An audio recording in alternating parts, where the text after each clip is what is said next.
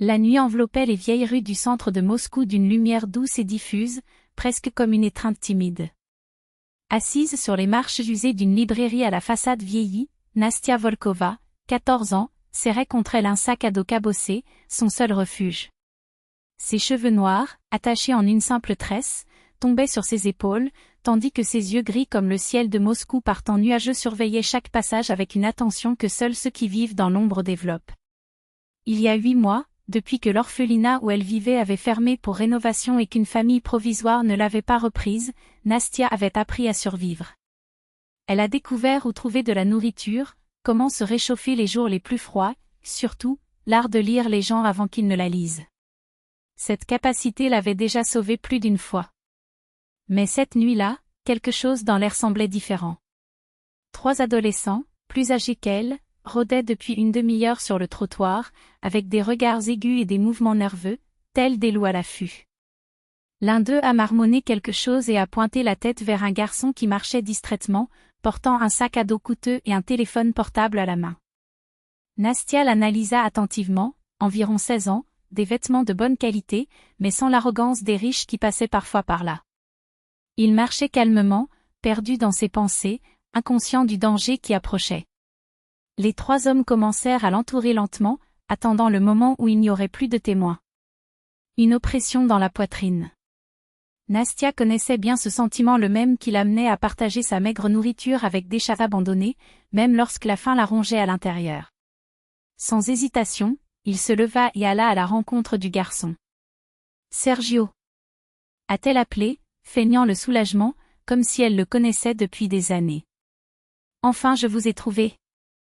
Ma mère est inquiète. » Le garçon s'arrêta, confus, mais Nastia s'approcha et murmura, presque sans bouger les lèvres.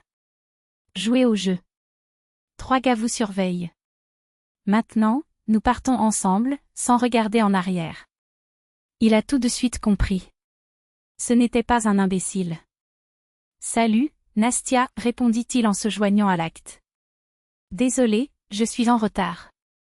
On rentre à la maison ?» Ils marchaient côte à côte et elle sentit la tension dans l'air se dissiper. Les prédateurs désorientés ont perdu tout intérêt lorsque leur proie a trouvé un compagnon. « Merci, » dit doucement le garçon, alors qu'ils étaient déjà à une distance sûre. « Je m'appelle Dimitri. Tu m'as sauvé. » Nastia, répondit-elle en haussant les épaules. Ce n'était rien. Ces choses arrivent. Dimitri l'observait de plus près, son pantalon usé mais propre, la veste usée jusqu'à la corde, la façon dont il ajustait la sangle de son sac à dos, comme quelqu'un portant tout son monde sur son dos. « Vous vivez dans la rue ?» demanda-t-il prudemment. Elle hocha la tête, sans honte. Il n'avait plus honte depuis longtemps. « Et tu as mangé aujourd'hui ? » Je vais me retourner, dit sèchement Nastia. « Allons-y, » insista Dimitri. « Il y a un café à proximité. Je veux vous remercier comme il se doit. » Dans le petit établissement douillet, elle ne commandait que de la soupe et du pain, malgré son insistance pour qu'elle choisisse autre chose. Il mangeait lentement, savourant chaque cuillerée comme s'il s'agissait d'un festin. Dimitri lui a alors demandé de raconter son histoire. Et Nastia parlait, sans s'apitoyer sur son sort, de l'orphelinat, de la famille qui ne voulait pas d'elle, des rues qui étaient devenues sa maison. Il écoutait silencieusement, sans interrompre. « Et toi ? » demanda-t-elle finalement. « Que fait un garçon comme toi, avec des choses chères, seul la nuit dans ces rues ?» Dimitri sourit. « Je ne suis qu'un étudiant. J'ai des cours de mathématiques supplémentaires. Mon père dit toujours que c'est bon de marcher, d'observer le monde de près. Qu'on apprend plus ainsi qu'en voiture. »« Ton père est sage, » commenta Nastia. Quand ils eurent fini, Dimitri sortit une carte de visite de sa poche, écrivit quelque chose au dos et la lui tendit. « Mon numéro. Si vous avez besoin de quoi que ce soit, appelez. À tout moment. » Elle rangea le papier, sans avoir l'intention de s'en servir, mais touchée par la gentillesse inattendue. Les jours suivants, ils se retrouvèrent encore plusieurs fois dans le même café. Ils parlaient de livres, de vie, de rêves qui semblaient trop lointains. Nastia lui a parlé des personnes qui ont croisé son chemin, de la gentillesse qu'elle a trouvée dans les endroits les plus improbables. Dimitri partageait ses angoisses. La pression de l'école, la recherche d'une place dans le monde, la peur de ne pas être à la hauteur des attentes. Jusqu'au jour où Dimitri arrive accompagné d'un homme de grande taille, aux yeux gentils et à l'attitude confiante, qui respire le succès sans avoir besoin de se montrer. Nastia, voici mon père, Andrei Nikolaevitch Sokolov, a-t-il présenté. Nastia est la fille qui m'a sauvé du vol, a ajouté Dimitri.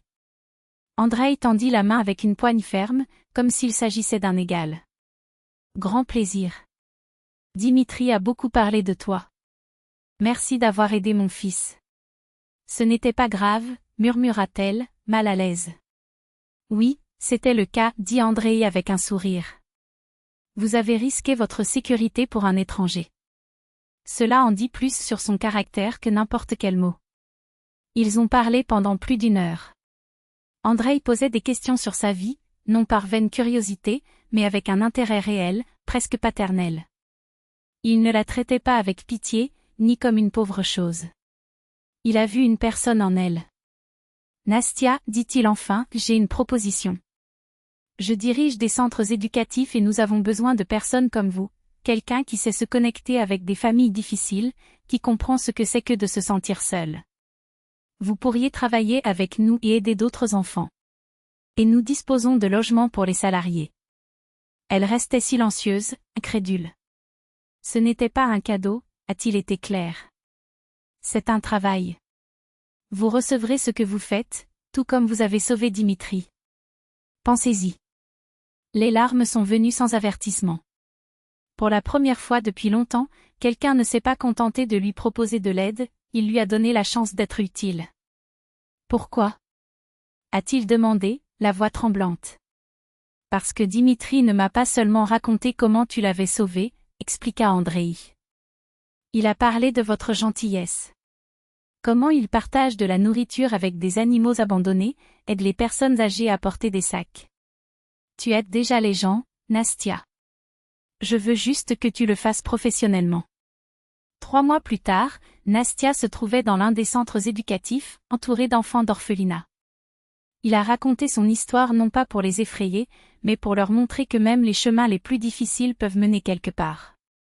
Ne perdez jamais votre gentillesse, dit-il. Même s'il semble que le monde est contre toi, sois gentil. La gentillesse revient toujours, parfois là où on l'attend le moins. Dimitri s'est présenté comme volontaire. Ils sont devenus de vrais amis. Elle lui a appris à voir la beauté dans les choses simples, il lui a montré que les rêves peuvent devenir réalité. Andrei passait parfois par le centre, regardant Nastia interagir avec les enfants, voyant leurs yeux s'illuminer lorsqu'ils racontaient leurs expériences. Je savais que j'avais fait le bon choix. Un soir, ils retournèrent tous les 3 au café où tout avait commencé. Nastia regarda père et fils, ému. Merci d'avoir cru en moi.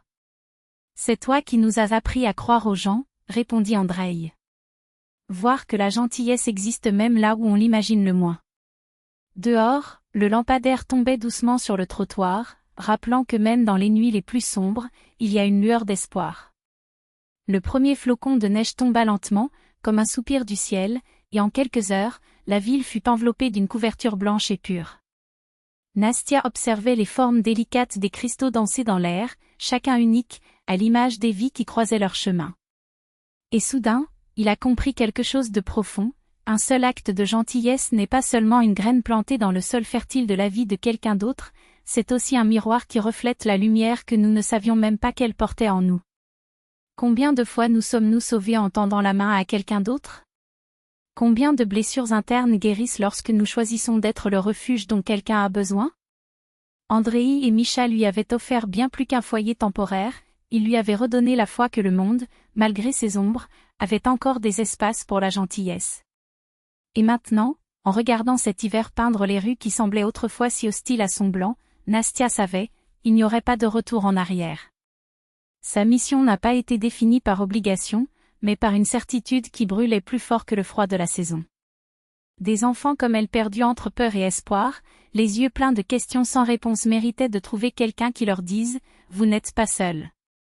Parce que la gentillesse n'est pas une faiblesse, c'est la force silencieuse qui construit des ponts là où d'autres voient des gouffres. C'est le courage de croire que, Même dans un monde qui récompense souvent l'indifférence, il vaut toujours la peine d'être la main qui tient, l'oreille qui écoute, le cœur qui ne ferme pas. Et tandis que la neige continuait de tomber, douce et implacable, Nastia souriait. Non par naïveté, mais par conviction que chaque vie qu'il touchera désormais serait un écho de sa propre rédemption. L'hiver passerait, les saisons changeraient, mais le choix d'être léger, cela, elle le porterait pour toujours.